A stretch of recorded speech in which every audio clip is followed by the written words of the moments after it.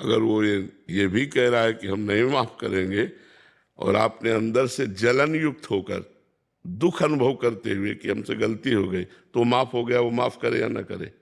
मान लो कोई द्वेषी पुरुष है, कोई बहुत ही दुष्ट स्वभाव का है, अब उसने कह दिया हम नहीं माफ करेंगे, आप दुखी बने रहो। नहीं नहीं, आपने दुख प्रकट किया कि हमसे गलती हो गई, अब आप क्षमा कर दीजिए, और वो कहता मैं नहीं क्षमा करूंगा, तो अब दोबारा कहने की जरूरत नहीं, वो क्षमा हो गया।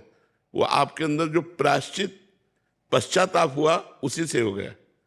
आप उस अपराध का प्रायश्चित जो आपके हृदय में पश्चाताप हुआ उसी से हो गया, दोबारा उससे कहने की जरूरत नहीं। वो अगर दुष्ट स्वभाव का हुआ तो दुरुपयोग कर लेगा, इस बात का दुरुपयोग करेगा। प्रियांशु जी। राधे राधे महाराज।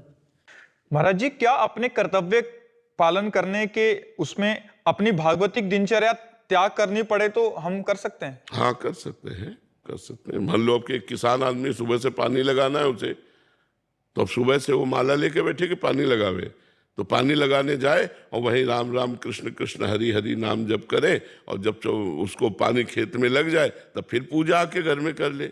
गृहस्थी में पूजा के समय को विभाजित किया जा सकता है। जैसे अब किसी की रात्रि में ड्यूटी है, और सुबह 4 बजे कैसे उठेगा, क्योंकि वो 4 बजे तो आया है। अब वो नहा धो के तो पूजा थोड़ी करेगा, वो तो चक्क सोएगा 2-4-6 घंटे। वो जब जगे तब सुबह, रात्रि की ड्यूटी कर रहा है, वो जब जगे तब सुबह, वो जब उसे समय मिले तब। गृहस्थी में अच्छा मान लो माताएं बहनें हैं, अब सुबह उठे, अब बच्चे को स्कूल जाना है, पति को ऑफिस जाना है या नौकरी करना है, अब वो पूजा विस्तार में बैठी है, उनका टिफिन नहीं तैयार है, ये गलत है। पहले टिफिन तैयार करो, उनको खवाओ पियाओ, उनको भेजो, फिर पर्दा हटाओ, जब सब चले गए अब पूजा करो।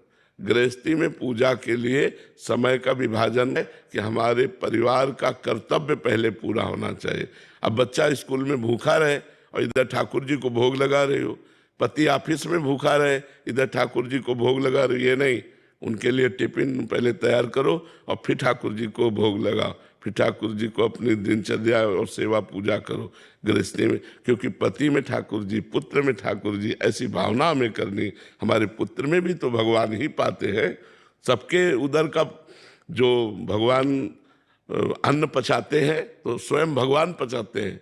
अहम वैश्वानरो भूत्वा प्राणी नाम देहमाश्रिता, मैं समस्त देहधारियों के उदर में वैश्वानर अग्नि रूप से विराजमान हूँ। तो भगवान ही तो अन्न पचाते हैं, तो भगवान ही पाते हैं। तो सब में भगवत भाव करके पहले ऐसे व्यवस्था। तो अपने कर्तव्य